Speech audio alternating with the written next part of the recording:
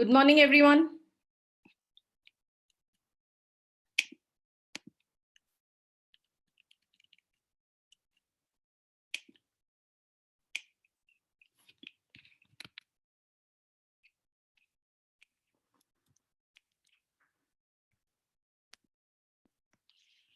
Good morning, everyone.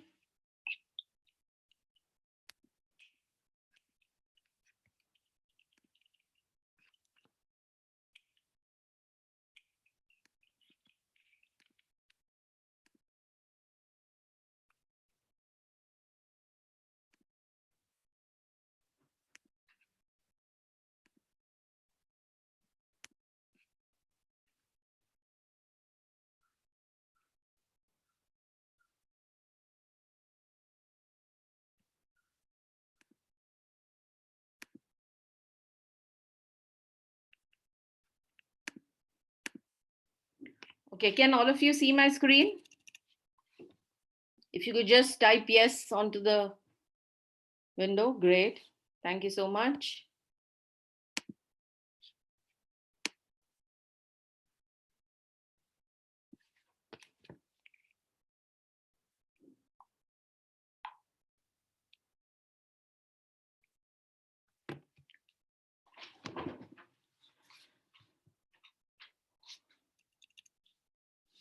So let's get started. Hi, I'm Shrikala, and today we are going to discuss on a very important topic. A lot of students have been writing to us, a lot of aspirants have been writing to us, and we wanted to make sure that we try to address all the queries that most people have during this situation. A lot of people are confused. There are people who have got admits, there are people who are looking at applying this year. What we want to do in this session today is to make sure that we look at all the pros and cons. We try and understand that what is the current scenario, how we can make the most of it, what are the risks associated, and how do we go about it, right? So this is a brief on what we are going to do today. Quick ground rules. Please type in your questions on the chat window. Sorry, not on the chat window, on the Q&A window. So if you see on your Zoom screen, you will have a Q&A box. Please type your questions there. What I will do is we will take up questions in the end. So we'll dedicate around the last 20 minutes focusing only on the questions. If there is some specific technical issues, just let me know. I will try to see if I can help you out, right? And if it's something, a voice issue from your end, maybe it's from your end. So, maybe you'd want to look at that. All right. So a brief introduction about myself. I'm Shrikala. I'm one of the co-founders of CrackVerbal. I had the admissions, product, and the sales team here. I worked with HP for almost 7 years before I completely joined CrackVerbal full time. I've been part of the ISB Goldman Sachs Women Entrepreneur Program. I've been the Cherry Blair mentor, where I help entrepreneurs across the world with their entrepreneurial stints and help them enter them. A quick, this is my LinkedIn profile. So if you guys want to connect with me, would love to, help you out. Let me just set the agenda for today. So this is going to be an hour session. So I would like to keep it for an hour, and we will try to focus on all the important questions that you have. We also have a very special guest. I will introduce her in a while. Let me just get to the agenda. So we are going to focus on what exactly is the current global education scenario. What does it mean to all of us who are attending this webinar today? Whether it makes sense for us to pursue a higher education in this scenario. Why is recession even a good time to upskill yourself? What could be the advantages or the pros and cons of the recession? And finally the Q&A. So this is how we are going to plan the entire session today. Before we get started, a quick look at so we've had great success this year with our students who've got into top schools, people who've got into MIM and MBA programs. from Ross to Macombs to HEC Paris to ISADE to ISB and IIMs. A lot of people who got through Canadian schools, US schools this year, who are looking at starting their MBA in 2020. All the mentors who have made this possible for us, these are people who've been with us for almost 3 to 4 years now, from all different schools, from all different industries and backgrounds. They have been helping our students getting through these top schools throughout the process. Some free resources. So we have, CrackVerbal has been focusing on making sure that we get some great content out there for you, especially who are looking at doing an MBA or a master's. We have essay analysis from top schools. We try to focus on specific profiles. Yes, Ayush, NUS too. So yeah, we specifically focus on profiles, and what we are trying to do is we make sure that all the questions that a lot of students ask us, we try to make sure that we research on the content. We have a great research team that focuses on making sure that we come out with the right content for you. It says 22,000 subscribers. Today we have over 25,000 subscribers on YouTube, so it's one of the most watched in our space. We have some great resources in terms of videos and webinars and ebooks, so you can make use of these too. And yeah, so or you can just go to our blogs or crackable.com/blog. You can get a lot of information around that, right? Cool. So let's get started. Let me just invite Aruna. Aruna, good morning, good evening rather for you. Hi, Shrikala. Hi, everybody. I can see 116 participants. It's a pretty big group. Right. Thanks for having me on today. Yeah. So Aruna, if you could just introduce yourself, I think let other people know about you, and if you could just give us your background, that would be great. Absolutely. Absolutely. Thanks, Shrikala. And hi, my name is Aruna Prabhakaran. You can call me Aruna. I live in California, Mountain View. So my association with CrackVerbal, Shrikala, and Arun has been pretty long. I grew up in Bangalore, and I did my engineering there. I kind of met with them around the time I was doing my GMAT. So I matriculated with the class of Wharton, with the class of 2009 at the Wharton Business School full-time MBA program. So I was at school for a pretty long time, and interestingly, my time at school was also, it coincided with the 2008 economic recession that happened with the mortgage crisis in the US. So I'm going to have a few more points about that, coming to that later. So my entire experience in the industry has been about 14 to 15 years. I've been very focused on healthcare technology and strategy. The 7 years prior to going to B school, I was part of a startup, and in fact, I was the first employee on the payroll for a company called Z Omega, which developed technology solutions for US healthcare industry. Post MBA, post my master's, I actually got one more master's at UPenn in organizational dynamics, simply because the job market wasn't that great, and I kind of went back to do another master's, which I'll also come to that later. It's sort of relevant to what you're talking about today. Since then, I've also worked in management consulting. I've had a little bit of big four consulting experience.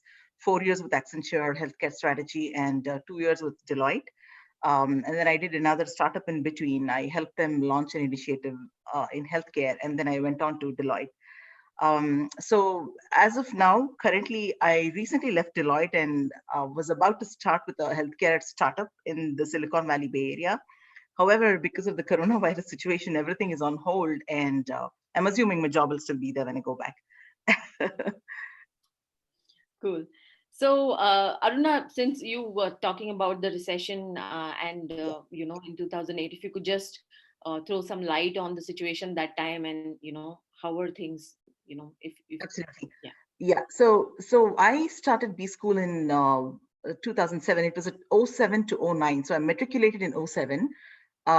So by the time we had our internship offers, the economic recession, the whole mortgage crisis started coming out, coming into public news, and we started hearing about it in the summer of 2008, which means most of our internships they honored.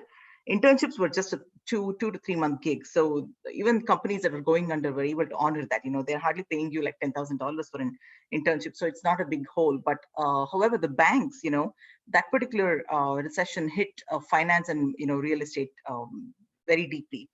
So in fact, most of the investment banking, hedge funds, and investment management internships that everybody had aspired for, some of them had offers. They were, Lehman Brothers and Merrill Lynch, they were not able to honor some of those offers. So eventually what happened was most of those candidates, and you're talking of numbers of like 100 to 200 people in a school like Wharton, where the class size was 1,000.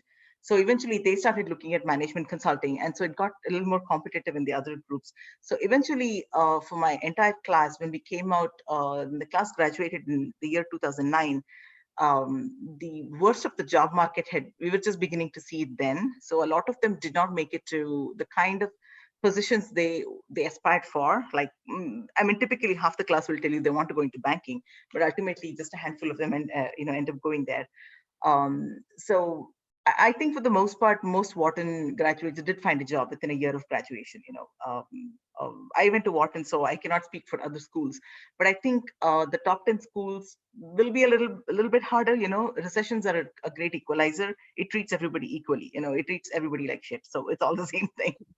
I think there were people who struggled, and I myself, I just chose to go back to school to do another master's. So I just did an MS in organizational dynamics, and eventually I came out and started working with Accenture in 2011, 2012. So I was with Accenture for 4 years, and then onwards it just went on. So some of the impacts you saw were jobs in finance shrunk, real estate sectors were impacted, healthcare continued to add jobs. And one of the things you think about when you're going into a scenario, and I think we're heading into another recession now, with the coronavirus situation. This is unique. A pandemic related recession is a little different. But again, some of the things you should keep in mind is, what segments are impacted, where are jobs continuing to be added, what segments are positively impacted. For example, technology solutions for automating, operations and moving everything online, they are like, this is like make hay while the sun shines kind of scenario for them. Uh, Suddenly everybody is opening up to the possibility of, yes, everybody wants to implement Zoom, everybody wants to implement online learning. Everybody, even in healthcare, I see most of our clients are like, we need to move nurses to online, work from home, web-based solutions, give them iPads, make them more mobile, make them more empower their roles in the current roles by just making it a little more seamless for them to connect through the internet. So these areas are going to be positively impacted, in my opinion. And again, the second thing you'll see is geographies. What are some geographies that are being, some are affected more deeply than the others. For example, we all know, the history of, people are talking about conspiracy theories around China. They conceal the information and so on and so forth. So there's a little bit going on there. I think the world can expect to see some corporations and some businesses leaving China because Japan and US are funding them to actually leave China. Just to not run into another scenario like this. So you can see some of that happening, which means if technology is moving out of China, I think India would be the next obvious uh, go-to place, in my opinion, for outsourced businesses. So it might turn out to be a great thing for India, and if people are expecting to go back to India, that is a positive. Again, 6 months from now, this might change. My opinion might change based on how it's moving. But as of today, I think these are some of the possibilities. I'll stop there. I think I've been talking a lot, Shrikala, Yeah. So, I would also touch upon that a little bit more from the B school perspective. So, there might be some impact more on the internship. So, Aruna, like you mentioned during your time, right, in 2008, 2009. So, Mhm. how was the scenario more on the internships, and, how did the job market look like that time? So, you mentioned that, it was hit majorly on the financial sector and Yeah. maybe consulting jobs, but, how was it with the other 700, 800 students who were who graduated that year? Yeah. I think those who, a lot of internships, many people who aspired for finance clearly ended up going into something else. And then many people who didn't who could not find internships that they wanted to, they were trying out new industries and new opportunities for the first time. If they didn't make it, they just went back to their current employers or previous employers for an internship. So it was sort of, internship was a time where a lot of people also were like, okay, it's an internship, I'll compromise, sort of. attitude generally people had. And the thing, here's the thing, your internships begin in the summer, you're literally looking at June, July, August, and then September you go back to school. So you have 3 months for your internships. For a great candidate, you'll probably have two internships. You'll do 6 weeks each. Somebody who's really very focused on getting as much of experience as possible. And people will do like banking plus consulting, or they'll do like consulting plus technology. So they'll do combinations. But most people, and I chose to do only one internship, and I ended up doing it with a healthcare startup. So I did a 2 month internship and I took 1 month of break. Like, I just did nothing. I traveled and, took a break from going back to school. So I would say internships would the full-time opportunities are, were probably more deeply affected than internships, because companies, if they can honor internships, they will do it. And in some cases, if they can't pay you, it might be an unpaid internship. I've seen people take up unpaid internships as well in the MBA, which is usually fewer relatively compared to other master's programs. Generally, MBA internships, especially Wharton and Harvard, they're paid well. So that was one of the things that got affected. Right, right. So I got a small graph, talking about the GDP. So this I picked up from Bloomberg, right? So if you look at, the graph over here, it talks about the big slump which happened in 2008, 2009, and then, it continuously peaked in the next 3 or 4 years. So in your view, Aruna, what do you think, how are these going, how is this going to impact, and what is your view around, or, more looking at how it happened in 2010, 2011, you see the peak over there, right? So what do you think, actually grew, especially in US when you were there? Actually, this is a very relevant factor parameter that we need to look at. The 2008 recession had a history.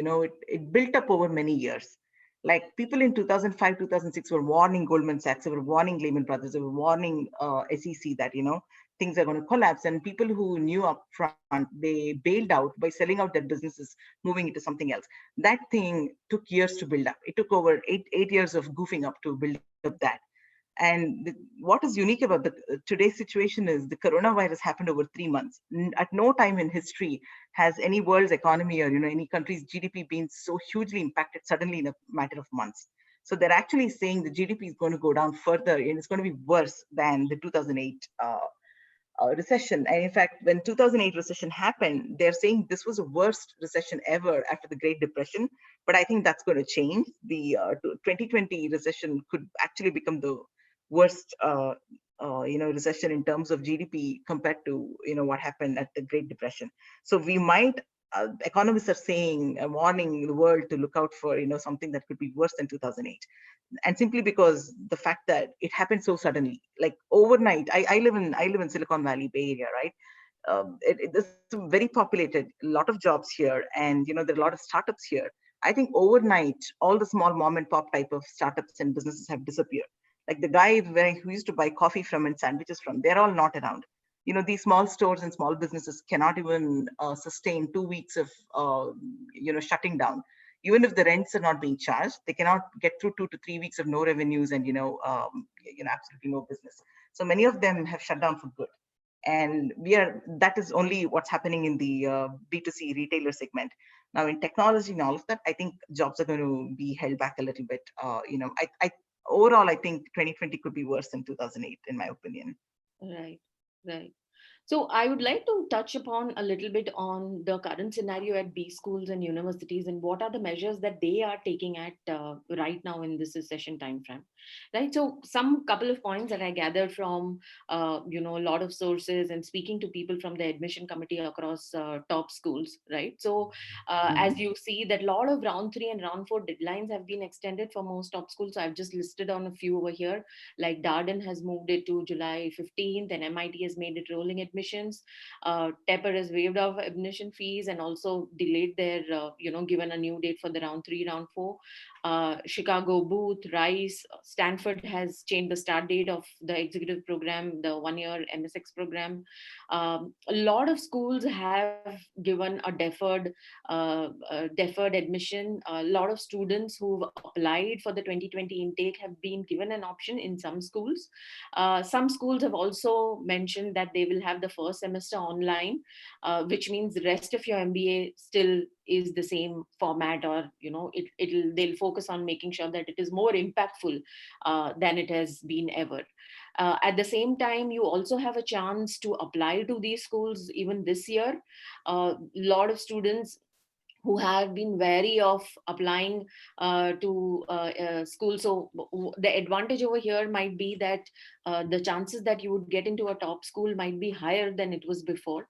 So if you are looking at maybe taking advantage, or making a value out of this situation, I would say, rather, maybe this could be a chance where you would want to look at all these deadlines of these top schools and see if that can be any value add to you. The first semester might be online for most of the schools because it's very unpredictable right now. And this also means that a lot of schools are evaluating whether they can reduce the tuition fee by at least 33%. This is something that has not been declared yet, but it is something that they are toying with because it does impact the way the students are looking at doing an MBA. The GMAT part, it is something, so GMAT is going to launch their interim GMAT in the mid of this month. So in the next couple of days, they will launch the interim GMAT. So this is something that's going to be completely online. We have a blog on this, and we have a YouTube video on this. You could go to our YouTube channel. I'll put that link in the end of this session too. The whole idea of this is they are making it online since a lot of these centers are shut. They are not able to take their students are not able to take their GMAT. What B schools are saying is that you go ahead and apply as per the deadline dates that they have specified. Go ahead and apply with your essays and your recos. Get all those things submitted. You might get a conditional offer, which is a conditional admit, and then they'll wait for your GMAT score, and based on which depends. So they also have a deadline around till when you can actually submit your GMAT scores, and based on which they will give you a final admit. So these are the measures that are being taken by the B schools too. We don't really have a visibility on the round 1 deadline yet, because most of the schools have their round 1 deadlines in September, October, or maybe early August or September for some schools.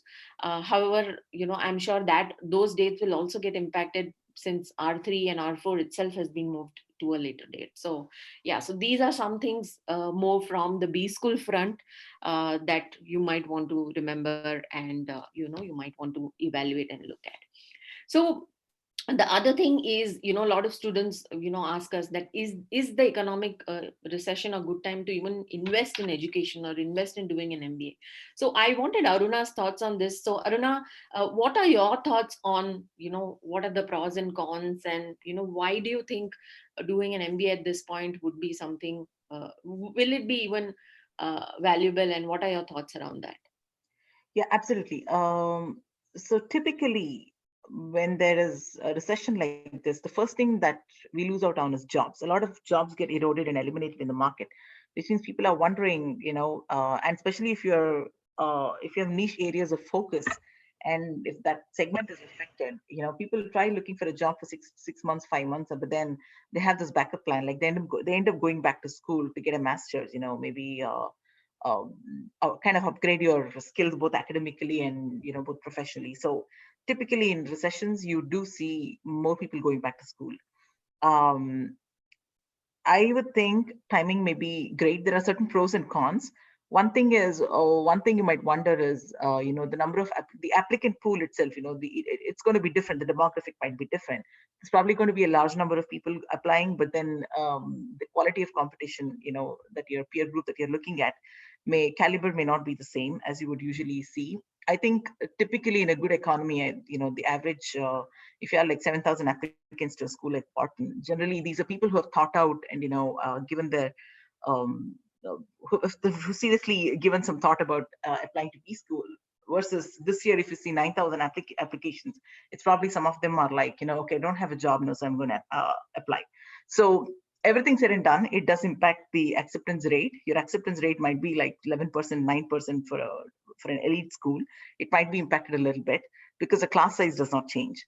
And second thing is funding sources for an MBA. If you're going abroad for MBA programs, most people, international students, they rely to some extent on student loans, and these are private student loans. So your funding sources, it just depends on how many banks are going to go under. I think a lot of banks are going to be in trouble this time down as well. When I applied, oh yeah, I had a very interesting experience. When I applied for my MBA, I got my loan from Citibank USA. They had something known as a City Assist lending program for MBA students. So generally, the way it works is you apply for your visa, and when you go for your visa to a US consulate, you have a printout or a statement from the school saying, your loan is assured, but you have to apply for it after you enter the country. Physically, you're in the country, and this happens within the first few weeks of your starting at the program, the orientation time. And which is why when you go start out on B school programs, you should have enough funding to get you through the first 3 to 4 weeks of the program. So you apply for it there, it gets approved. It's sort of a understood thing, if you have gotten admitted to one of the top schools, chances are you're not going to default on the loan. You will go into a great job and you will pay it off. That's the understanding. So I got it from City Assist, and after my first year, the City Assist program was closed. What they did was they said those who already that we have committed to funding you for your education. I think they continued to give out money for those who were going into the second year, but they stopped giving loans for new students, for new incoming students. They actually pretty much shut down the program. I think they reopened another program a year or two later. So that's probably what you will get from Citibank if you're applying today.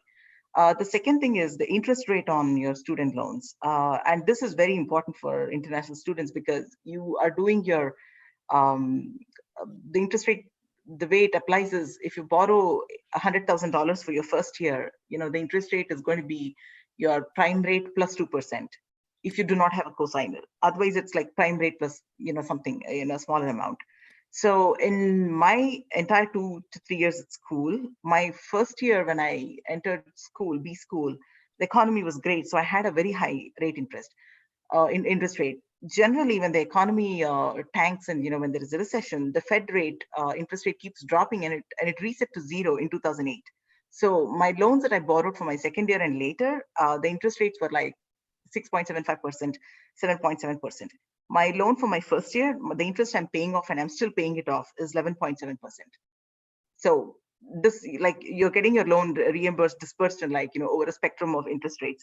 And because it's variable interest rate, it keeps it changes. When the economy tanks, yes, the interest rate goes down. That's something you can keep in mind. And then the one thing that everybody, of course, needs to worry about: what kind of job market are you graduating into?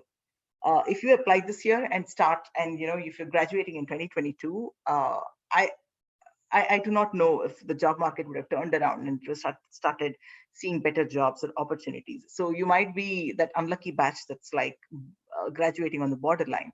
However, if you graduate out in 2024, probably a safe chance, and easily you can say that economy would have turned around. There'll be greater opportunities. And given how this recession happened, the focus will be very much on AI and data analytics and technology and deploying AI solutions across the world, in different industries and segments. There's going to be a huge investment in the technology sector. So most of you who are looking at jobs in tech, you'll graduate into a great market. Specific segments and their impact, I've already talked about it. Compensation for people who are graduating, yeah, it does impact slightly. If you're getting jobs in a bad market, normally if your average compensation coming out is $140,000 per annum for a management consultant. I'm just giving a number. I don't really know what they are like right now. Typically in a good economy, if it were 140, you would expect maybe the good firms, the top firms might still offer the same, but then you can expect it to go down by like 5% or 10%. Visa scenarios, yes. I can only comment about the American schools because I don't know how visas for European B school programs are tied to their immigration policy. In the US, it's sort of very political as well. And I'm sure you guys have all read about what's been happening with the immigration program since Trump came to power. He generally has a tendency to put his finger in where it doesn't belong, and he kind of raises a ruckus and then he disappears after he's caused enough chaos. But generally, student visas, I personally have didn't. I personally don't know how much it would impact, but because as a student visa, you're going in with funding. You're not going to be a burden on the state. So the understanding is you will go in and you'll probably be living off of some kind of funding that you've already subscribed to. But I think they might it might impact the H1B and the L1 scenarios. I don't know what's going to happen to those programs. The programs will exist. There's going to be jobs, but again, if there are no sponsors, you're going to get. It's going to be harder to find an H1B sponsor. That is going to happen. With the 2008 recession, I still remember 2012 was when I joined the consulting firm. Generally April, the first week when they open up the online portal to apply for H1B visas, it gets filled up within a few days, and the quota is filled up, all applications. You'll end up seeing like 300,000 applications within 4 days. However, in 2012, as late as 2012, I remember even in October they were still open for H1B sponsors, and it was not yet filled. It goes to tell you how many fewer sponsors were there that year. So the challenge for you coming out will be to find a sponsor who's willing to do your H1B. A lot of tech firms and the top consulting firms and the tier one firms should not have an issue, but Accenture stopped doing H1Bs long time ago, and then IBM also, there's been some issues. Deloitte I know still continues to do it, and I personally bring in consultants on H1B. I mean, if they get through the recruiting process, and if we want them to be part of our practice, we'll do everything in our hands possible, to ensure that they are sponsored and everything is done. In case they don't get picked in the lottery program, we try to get them moved to a London office or Canada and then bring them back in later. So at which point I cannot predict where it will go. That's kind of where you are with the visas. Yeah, I think you got pros, you got cons. I would say those of you who have already thought of applying for this year, don't change your plan. Just remember that maybe your odds of getting into a certain program versus the other might be different. The other thing I wanted to point out is I was reading an article about the GMAT. Because a lot of GMAT and GRE testing centers have been closed, I think some programs are opening up to the possibility of they are not going to mandate the GMAT anymore. They could rely on your undergraduate scores. And I don't know if this is for international students. This is something you guys might want to check for every school that you're applying to. Right. So on that, actually, we've done some research. So I think, specifically for graduate programs or, MBA programs or master's programs, they are looking at, giving conditional admits, like I mentioned. So they say that, they still want to keep them. This is more relevant for undergrad programs who are applying with SAT scores. And like you said, might not be very relevant to international students, but yes, what they are doing is they are giving conditional admits, and you can always submit it later, maybe even as late as July, August timeframe. Yeah. Right. But personally, I think this time round, if you get admits to a fairly good B school, of your choice, I would say it's a good time to go because the tuition fees are being reduced significantly. And this is the first time that B schools have done it. I don't think they did it even after the 2008 recession. The tuition fees continue to go up. If they truly are giving you like even a 5%, 10%, um, shrunk the fees by that much, I would take it. 30% is huge. It makes a difference of like $40,000 to $50,000 of how much you pay back to your loan over a lifetime of the loan. So, and 2 years safe to park yourself in a B school. If you get it, go for it. Right. So this is again, something that B schools are toying with. It's not really a published data. Yeah, that's right. I Yeah, so understand. since, because everything is quite unpredictable right now, even for them. So they're Yeah, also doing a wait and watch kind of a thing. yeah, So what I have understood, talking to them or, doing some research is that most of the schools, because they understand that, for them also to get good candidates on board is important, right? Because it's absolutely. more from a long term perspective. So they also want to make sure that students actually don't go ahead with plan their MBA journey or plan their higher education in such a way that they actually opt for it rather than not opt for it, right? Or because it is important for them also to get the good candidates, and more even from the economy. When the economy comes back, they still want great candidates and students from great schools, right? So Yeah. they want to mitigate the situation by having the first semester online, and obviously to make sure that the right candidates come on board. They want to make sure that they are planning this whole fee thing. Yeah. Yeah. One more thing is, generally in the US at least, philanthropy is a great thing. At times of economic duress like this, alumni, the truly successful alumni for some of the top schools, I've seen that they make like 100, $200 million donations, and generally the schools give them out as scholarships. The schools actually have great scholarship fellowship programs. There are like 55 to 65 they were when I went to school. They just tell you to apply to all of them. You automatically become eligible for them and you get an admit. And I actually ended up getting a fellowship of like $10,000 per year, which was adjusted as a tuition waiver. The tuition fees was like $46,000 per year when I joined, and I'm talking like 12, 13 years ago. And the tuition waiver was like 10,000, which is a significant amount on 45K per year.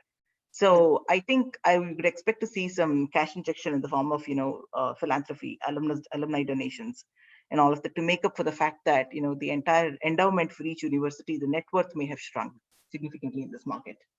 Right. Aruna, you had made a great point on, a few sectors where you said that these segments might see, once the economy is back into this, in form. You said that there are two sectors might, especially technology or healthcare. Uh, you know, Mhm. if you could just slightly more expand on that part, that, how do you think more on technology or healthcare sector will things that you'll see more investments from companies like Google or, Yes. Amazon kind of companies. Absolutely. So because I focus on healthcare strategy, I'm probably a little closer to what growth is all about in this space. One thing is, for the last 15 years that I've spent in the industry, my clients, both health insurance payers, care managers and hospitals and clinics, they always push back on telehealth. In fact, telehealth was like the stepchild of the industry, and it was usually like not the top priority for anybody. Everybody pounces on deploying AI solutions, but not so much telehealth. Apparently, in the last 2 months, there is so much of funding being pumped into telehealth. And startups that were trying to sell telehealth are now suddenly become like, they're like the new favorite for everybody. So one thing, there's going to be a movement of moving jobs and healthcare workers to as much online scenarios as possible. And which means all the solutions and tech solutions that will help actually make this a reality is going to be in demand. It's going to be suddenly the new favorite on the block. And absolutely AI and data solutions. In fact, I just had an offer from a tech startup, and they especially were focusing on activating data, that's existing in the industry in disparate forms, and run AI on top of that. Now suddenly they found a way to actually connect pieces of data from all the different hospitals and clinics on the COVID-19 patient programs. So they are actually all of a sudden now they're like working, day and night to deploy this at many places. So this is something you could look at. Certainly healthcare, they're going to start hiring more people. Technology, anything that is talked about automation, RPAs, AI, data analytics, more sophisticated analytics, robotics, all of these are going to become important. And the last thing which we've been hearing a lot is also, if you've been on top of the pathophysiology and how the coronavirus is turning out, it's a virus, it's mutating over time, and it's not just like a flu that comes and goes. It's also leaving long-term impacts on the larger population in general. They're actually saying the virus is going to be around for a longer time, in people. It is not even clear yet whether you got a coronavirus once and are you done? Like, are you ever going to get it again? I don't think they're even sure of that yet. So the world is trying to get back to normal, not knowing whether this pandemic can come back again, which means there is going to be a huge focus on trying to, do everything online. And my niece and nephews, they're closed for the school year. Nobody's going back to school till June, and the adults are all getting scared. They're kind of driving us over the wall. So that is something, e-learning solutions. If you're in the e-learning space, anything that's online, online lessons and online content management, there is not enough of it coming out. I think these are some areas to really look at. Right. So, Arun, a lot of students, when they are looking at an MBA, especially when they're looking at an MBA abroad, right? It's all Mhm. about the experience. It's all about, having the right network and the diversity and all that. What are your thoughts on, say, when they say the first semester might be, online for most of the schools? What are your thoughts on that? Do you think if there is a major disadvantage over there, and how should people actually look at it in a positive aspect? I think I'm going to speak based off of what my experience was in the MBA program, and I was a new kid in the country. Like I just came from India, back then. I had absolutely no experience living abroad, working abroad. I'd gone to the US on a few projects prior to that, as part of my startup. But for me, the huge experience, the big part of doing an MBA abroad was actually the diversity you experience, and how you actually learn to adapt and develop resilience in the orientation. The first semester, it's like you're actually pretty dazed to react. I felt like I don't know what hit me in the face. I just got through the entire thing. It was so fast paced, trying to get used to people, and believe it or not, I was trying to get used to accents the first few weeks. That was a big struggle for me when I came to the US. And so I feel like there's a certain advantage you have in being present here in person. And then there is a huge focus on actually networking, and the entire point of being in a B school and the entire point of worrying about which brand of MBA you get is about this alumni network and the social network that you build for yourself. I think the first few months have been very critical in determining who remain my friends and connections for life. Like the people that I still talk to from B school on a regular basis were some of these people that I met in the first few weeks, developed a rapport, bonded with them, spent some time with them. So now think about it. In this scenario, if the first semester is going to be online, you guys, all of this is going to get shrunk into like 1.5, like 3 semesters instead of 4 semesters. So I would say to the entire point of the B school program, I think you'll still come out with a great network and all of that. It just that expect things to be shrunk, compressed into a 3 semester timeline instead of a 4 semester timeline. Now, the other way of looking at it is economically, what it's going to cost you is going to be a huge it's going to cut off a big part of the bill for you, so it might cost you less, and I think it might just be worth it for international students, if they're going to if they truly do the first semester online, like Shrikala, I'm saying if a place like Wharton and Stanford decide to do the first semester online, they will absolutely give you a huge chunk of the tuition fees off. These are not programs, they're pretty generous when it comes to this. And I think that may be this may be the only time in our lifetimes that we'll get an MBA for so less from a great school. So absolutely take it. And the advantage is for people who are, the culture shock that you get when you enter B school in August, and then September, Labor Day weekend, you start school, and September 21st, you're doing your midterms.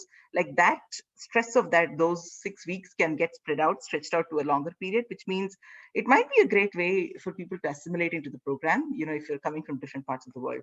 So I think there are pros and cons to it. But then for all the party people, you'll just be attending fewer parties. Just remember that. That's true. That's true.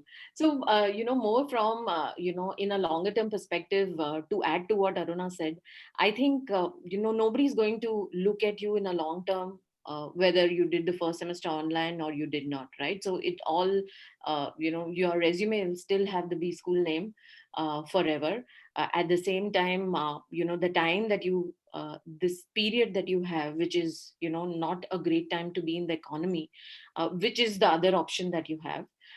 You might be actually focusing on upskilling yourself, come out with a larger network in a better economy. Right, Aruna? Yeah. Actually, one more point before we get off of the slide. I forgot funding sources for MBA. I forgot to address the EMBA market. So a lot of executive MBA candidates that come into the programs, and most of my information I get from like Stanford, Wharton. Like I live next to Stanford campus, like just a few miles away. So I meet people frequently from here. And the Wharton EMBA campus is also here in San Francisco. And you have got your Kellogg program, your Columbia. So typically for executive MBA programs, the average experience of the candidates is a little higher. You tend to see older, more mature, more experienced candidates. And I think the minimum requirement is they've had to have been a manager for at least 1 year, with the minimum of like 5 or 10 people reporting to them. They've got some requirements. Now, the reason I'm talking about this is executive MBA candidates, more than 50% of them get funded by their employer. This market could be deeply affected. If any of you in this group are actually looking for your employer to fund you for an MBA, you better make sure you get that in writing. If they don't, now for you, I would say it is still worth waiting for a year or 2 years, because if it means a difference of 35 lakhs or 40 lakhs coming out of your pocket, I would certainly say wait a year or two, because your chances of admission does not greatly change. It's not like your application to a full-time MBA program. Your chances of admission today as a 26-year-old could be different next 2 years down the lane as a 28-year-old, because the dynamics and the kind of the class mix they look at in those full-time MBA programs, it's very dynamic, it's volatile, it changes year on year. But in the executive MBA program, generally it shouldn't vary that much. In fact, you'll have more experience and you'll probably be a more attractive candidate. So the funding, I think, for the EMBA employer-sponsored programs, that might hugely vary. Right, right. I'll do one thing now. I'll just take questions. Yeah. Let me just look at a few questions, because I just want to be on time with Yeah. yeah. So cool. So I'll just take questions now. So okay,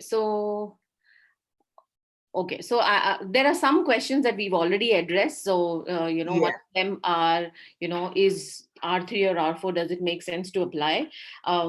I think it definitely makes sense to apply. Again, I will just repeat our answer of what we've already addressed, that fewer applicants, better chances. Maybe if you were targeting the top 100 schools, now you have a higher chance to go to, say, a top 50 school, right? The chances of getting through, because the number of international, so when you're looking at international applicants, it's not only Indians, right? It's from all over the world. So you might definitely see a drop of applicants, especially in R3 and R4. So if you are looking at applying, maybe it's a good time to apply for R3 and R4 too. At the same time, R1 might be tough. Like Aruna mentioned, it's not about the quality, it's more about the quantity of applications. So there will be a lot more people applying, which will make it a lot more competitive, right? There's someone who says, would it make sense to join ISB? It starts in May, major portion of the courses move online. I think wait and watch. It's still not declared yet, especially for schools like ISB. Since it's a 1-year program, if a larger portion of it moves online, you might want to consider how it works. So, I would suggest just wait and watch, since nothing is declared, or on this. This is on YouTube Live, which means the recording of the session will be easily available. So please subscribe to our YouTube channel, you'll find it there, right? So there is a question by Sandeep. It says, how easy or difficult would be to get into admit to top schools, looking at so many candidates getting affected by recession, loss of shutdown, and loss of jobs. I think we've already addressed this, Aruna. Is there anything you would want to add here? No, I think I was just going through that question. I think we probably already addressed most of it. Right. Yes, absolutely expect more applicants. But then also, it's a little hard to say, recession to recession. But I would think expect more the applicant pool to be larger. How would job prospects look like for companies that may not have cash reserves to sponsor visas? So I'm thinking your student visa is not sponsored by any company. Oh, you're talking of the H1Bs. Okay, sorry. I think we already addressed that. Yeah. Um, Yeah. And in so terms of, companies, okay, here is something I want to point out. Companies that do not sponsor, that refuse to sponsor H1B is not because of of what it costs them. I think I think it's just a sheer difficulty and unpredictability of the process. End of the day, you have to go through a lottery process, like a lottery kind of system. And if they don't pick you, and if it's a company that does not have too many other locations in globally where they can still accommodate you and expect to keep you in the company, then how much time do they want to spend training you, bringing you in an OPT, and then 12 months, and then 12 months out they realize you're not going to make the H1B. That is what makes a difference. I think what it costs to sponsor the visa is like 3K or 4K. That is not, in my opinion, that would never be the deciding factor for companies refusing to sponsor the H1B. As a policy, they refuse to do it simply because it's too much work and too much unpredictability. That's all. Right, right.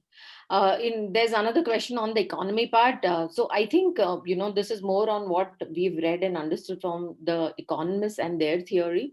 Uh, so see, if you're looking at applying for an MBA now, maybe a 2020 intake or a 2021 intake, you will graduate in 2022 or 23.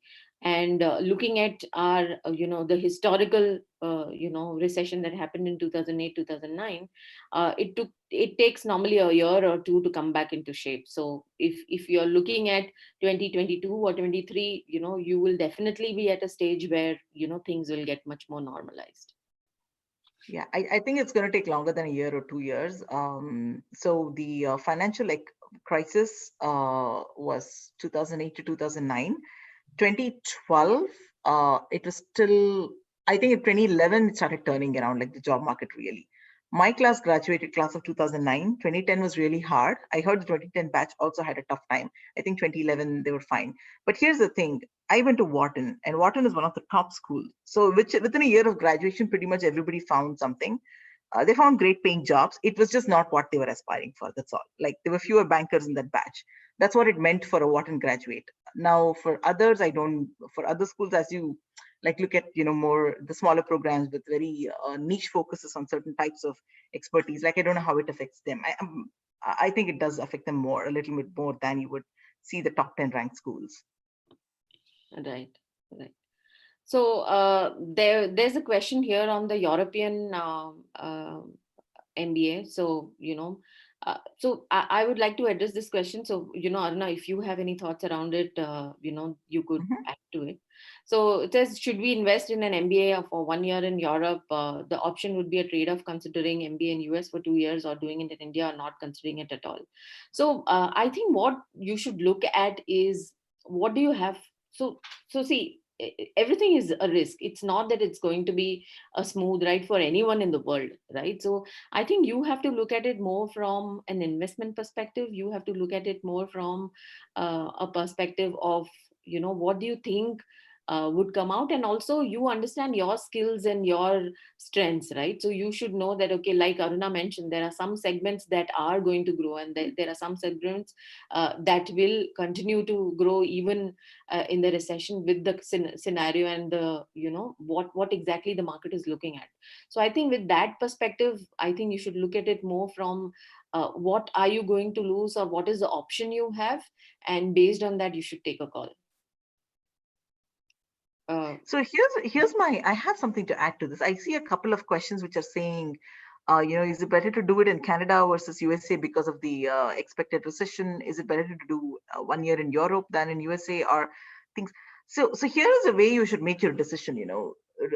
Recession or not, coronavirus or not. I think by this time, most of you who are applying for an MBA should have a sense of which country you want to end up in. Do you want to be in Europe? Do you want to be in US? Or some of you are looking at Canada? I don't know what your personal reasons are. Maybe you have family there, and that could be the weighing factor. So your aspirations for wanting to do MBA, there's there's a little bit of a cultural connect here. I connect better to an American B school than to something in Europe. For me, that was not even an option. And I already have family in the US. For me, it was like a no brainer. I would have just gone to MBA, or I actually applied to only Wharton. I didn't even apply to other schools, which was a pretty dumb thing to do. I would say what should impact you now is the timing right? If you've decided to go to Canada for whatever reason, I think there's no need to change that. Maybe, yeah, it suddenly becomes more affordable in US and you want to go there. Yes, I think doing your MBA in the US is much better than doing it in Canada. You'll be freezing less while you're doing your MBA, and there are like better ranked programs as well in the US. So I think this question of Europe versus US versus Canada, and should I do a 1 year or 2 years? I think the factors that determine those that decision making 6 months prior shouldn't change significantly. What you should worry about is, am I graduating into a country where I'll be graduating into a good job market, or is it going to be worse than the others? Now that's something that can change that decision. and what are your funding options, and like, what is the program going to be like, how much of it is online. If everything is online for an international MBA, I would not do it. Honestly, I would not pay $100,000 for spending 3 semesters online out of 4. Like, I'm just giving you a very, very rhetorical example, but that's how you should weigh your decisions. Right, right. There's one question they're asking about whether what we spoke about the fall 2020 admit is the same applicable for 2021. No, we were specifically talking about the deadlines that were extended for the fall 2020 admit and not for the fall 2021 admit, because 2021 round one details or dates are not out yet. I think we'll have to wait for another couple of months. Typically, they come out with their dates in June. So I'm hoping maybe before they close on the R4 or the R3 deadlines for this year, that is 2020, we will get to know a lot better. But there's definitely going to be a delay in the start of the course. So say, for example, if they say the R3 and R4 is in June, I suspect that there will definitely be a delay in the start of the program too, because if it's in June and even if they are looking at giving the decisions in a month or two, you'll still need time to start with the course. So I think there will be a change on that aspect too. Um, okay, so there's a question that says, does it make more sense to apply for an Indian MBA versus an international MBA? My thoughts over here, I think it's more based on what you want out of an MBA. If you're looking at a comfort zone, being in India, you still have more control on how the job market looks like. You don't really need a visa. Maybe it makes more sense to do an Indian MBA. However, what you get out of an international MBA is a completely different ballgame, right? It's more global. There's a lot more exposure in terms of diversity, network, and the kind of companies you would work with and the kind of roles you'd get to. So I think there is a lot of difference. I don't know, Aruna, your thoughts on that? I think it's absolutely important. You're pretty spot on. What does an MBA mean to you? What are you expecting to get out of that MBA? Do you just want an MBA degree that will bump you up into a higher compensation pay package? Absolutely, the Indian MBA will absolutely do that. You can go to an ISB or whatever. But again, ISB versus an IIM, if you're getting admissions into both, you want to make a decision that people view it differently. Now, an IIM versus a Wharton, I know people. Some of my classmates did an MBA at IIM Bangalore, Ahmedabad. They worked. One of them actually was working with Narayan Murthy for 3 years at Infosys, and then he came and joined Wharton. He was one of my very good friends. Continue to keep in touch. So the reason he did that was getting your Wharton MBA. The Wharton alumni network, the value of that network is very, very different. The perceived value of those networks. So I think really the question is around what do you want out of your MBA. But I can tell you one thing: the Indian MBA is not the same as getting an international MBA. What you go through, staying up late to do your papers, attending all these necessary wine and dine events, eating Chinese food takeout and like corner of Philadelphia is very different. It'll teach you something. It's very humbling, makes you grounded. It's a very, very difficult first few months of adapting. It's also a lot of fun. I just think getting used to living in another country, getting an MBA there will also position you well in a global market. Like a lot of people that I went to school with, they're no longer in the US. They're spread out all over the world. I have somebody who's living in Ethiopia. I have a lot of them who went back to India, China, Korea. Like I have friends who we don't even speak a proper common language because they cannot speak proper English. I still keep in touch with those friends. So I think that's what's important. Here's a comment. I see a lot of questions which are asking for, are 1-year MBA programs a safe bet? Is it India versus is an Indian MBA better? I think this is we are trying to evaluate all these questions like, is it better to invest in a home in Bangalore rather than buy a home in Delhi? This is not that type of question. Right. I think what the MBA means for each of you from a certain country, a certain program, a certain focus, and a certain format, I think it's very, very different. For me, when I went to do my MBA, I would have absolutely not taken anything else. I think I just wanted to go to Wharton. Maybe at most, I prepared my application for Kellogg, and I think I got an interview call, but I got my admit to Wharton, so I refused to even interview with Kellogg. I just told them I'm not moving forward anymore. I was very clear. If I didn't get it, I'd rather get through my life without an MBA, get married, have like 10 kids, stay in Bangalore with my parents. I would have done that. So I'm just joking about the marriage part. You can still do that. But what I'm saying is the way you evaluate all these decisions, you can't put everything in one basket and pick it out like pea in a pod. No, that's not how you do it. Think about what it actually means for you. And I know that probably the middle 40-50% of people, they're just looking for the MBA to do something for their career, to bump you up into a higher ladder, higher peg in the ladder. But you have to think about where the peg should be. Where do you want to land? What does it do for you? For me, I would have never gone to an Indian MBA program. I didn't even apply to IIM. For one thing, I was too old. If I'd gotten in, it would have been a shocker, but I still think I would have not gotten to an Indian MBA program because for me, as an Indian woman who grew up in India, very conservative family, for me, the opportunity to go outside the country and do something different was huge. So. Right, absolutely. I'll just take one last question. So there's a question where they're asking whether, people who have got an admit, is it wise to, if they are given a choice to defer an MBA for another year, is it a, good decision? So I'll just give you my thoughts on that. I look at it this way, I would look at it more from the fact that what are you going to do in the next 1 year?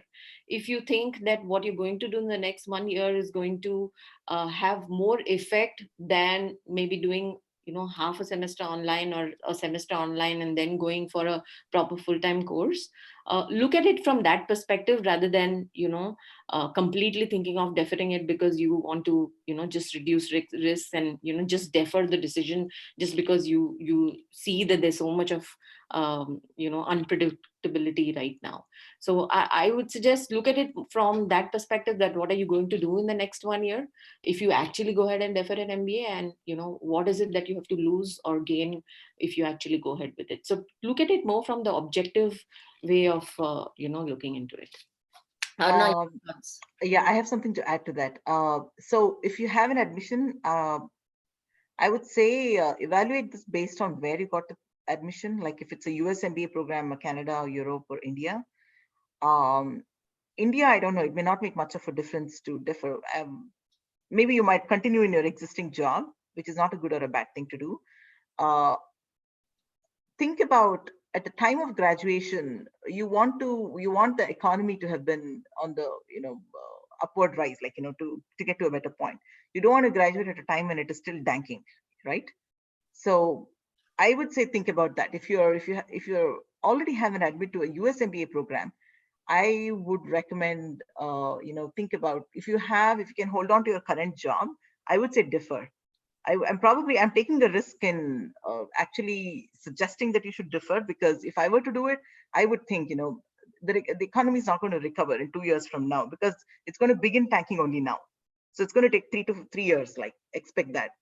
It's better to come out in the second year that the economy has been on the improvement curve, rather than come out when the economy is still tanking. So think about it that way. If it's a international market, a foreign country, think about the kind of job market that you're graduating into, and think of why you want to defer. Don't defer because everybody, all houses are on fire. No, don't do that. Think of what it means for you. And personally, if you think the kind of job market you're graduating into really, really matters, and especially if you're taking a loan, absolutely consider consider differing, and make sure if there is any difference in tuition fees applied, expect that whatever you've committed to this year, like this year's tuition fees, you will pay like any other student. If you defer next year, I don't know what the tuition fees are going to be like. You'll end up paying that. Now, if you got a 30% off for this year, don't defer, just take it up. Yeah, and you might also want to look at the impacts on scholarship that you've been offered, especially for students who've got an admit. So, you just want to make sure that if you're actually looking at deferring, will you still get those scholarships that you've been offered this year? Because those things might change depending on the number of students that they're going to take in for the year later. Yeah. So scholarships, I don't know if you get your scholarship ahead of time, what they do is they'll give you an admit, and then you will begin hearing about scholarships over the next few weeks while your visa is getting done. I remember some of my classmates already got wind of their scholarship ahead of time, but for me, it was given to me 2 months after I joined school. So But absolutely, a scholarship that you got this year will not cannot be honored, because that funding is set out to help some student in that academic year. If it's not you, it's going to go to somebody else. Next year, you'll have to start the application cycle all over again. So, but the thing is, if you, it's based on some kind of credential. If you got a scholarship this year, chances are they'll fit you in, they'll force fit you into something else next year. Right, right.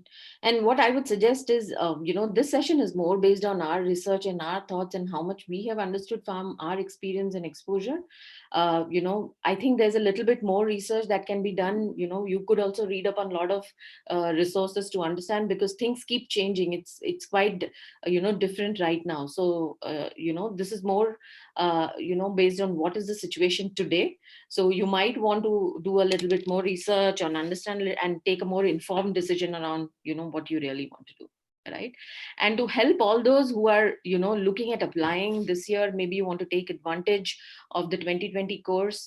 You can get access to the free access to how to study for GMAT course. This is specifically for people who have not taken their GMAT yet, want to make use of the June deadlines, or want to apply for the early 2021 intake.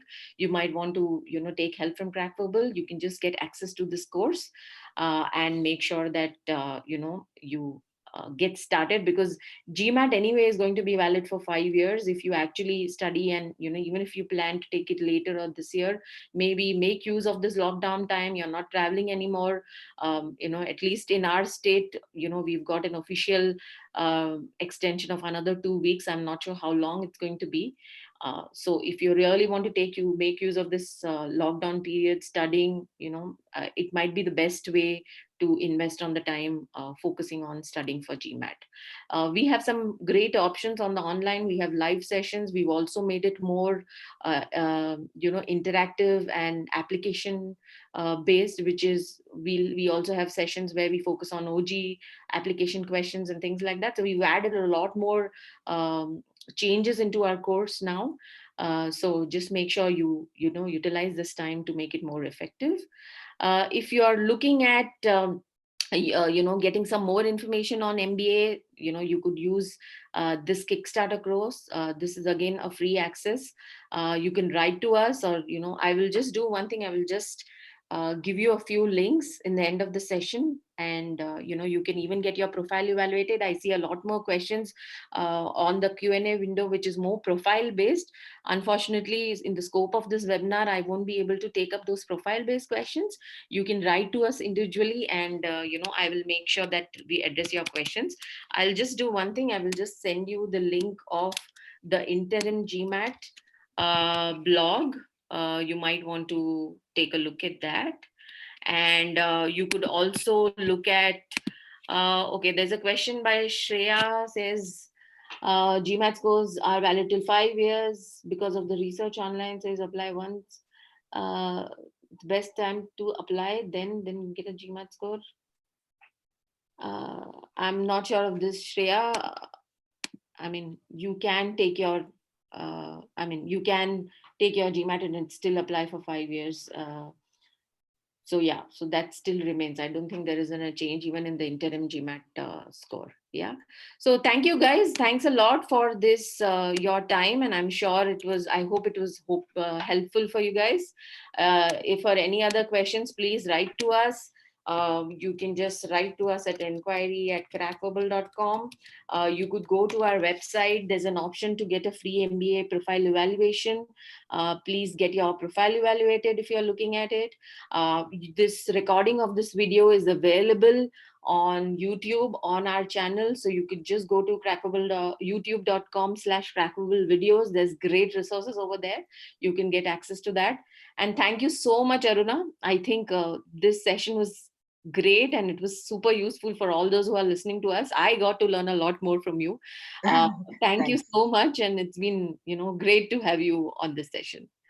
Thanks, Shrikala. Thanks for having me on. As always, it's really great. I enjoy doing these sessions. And absolutely, let me know if you have any questions. Sure. I think this was a great audience. Great questions. Thanks, guys. Thank you. Have a nice Sunday. I hope we got most of your questions answered. So thank you, and have a safe. Be safe. Stay safe. Don't go out of the house. maintain social distancing and all those things that applies to you at this stage. Yep. Yeah, cool. Thank you so much, guys. Thanks, Aruna. Thanks a lot. Thanks. Bye, Yeah, everybody. Good luck. thanks.